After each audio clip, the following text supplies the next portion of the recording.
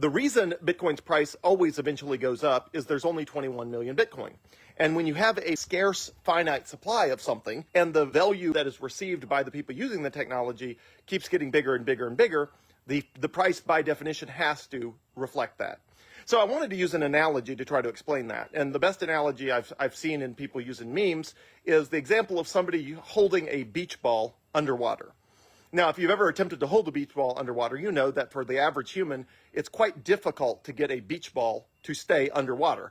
The ball is trying to not stay underwater the whole time you're trying to hold it underwater. So the same thing is true with the Bitcoin price. As Bitcoin becomes more and more valuable for more people around the world, eventually it absolutely positively will rise. It is just a matter of physics that it will happen. So around the world, we have 8 billion people. And those 8 billion people, more of them are finding Bitcoin every single day. More of them are adopting Bitcoin. More of them are finding out how useful it is, the ability to transact value in an immutable, irreversible way that the government can't debase and can't control all over the world. And as people figure it out, that a little more air goes in the beach ball. Eventually, the demand of the marketplace, the adoption of Bitcoin worldwide, everything just absolutely eventually, that beach ball got big enough that no matter what was on top of it, it was going to rise, and the price did. So when you have an incredible technology like Bitcoin that has all of the absolute perfect monetary properties to be the future monetary system of the world,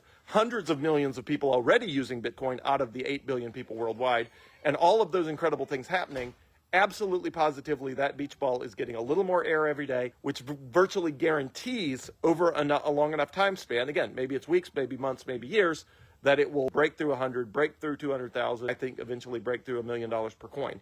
And that's just because the technology is so amazing, people are going to keep using it. And especially when the Federal Reserve really gets the money printers turned back on, which they are in the early stages of doing right now as we speak.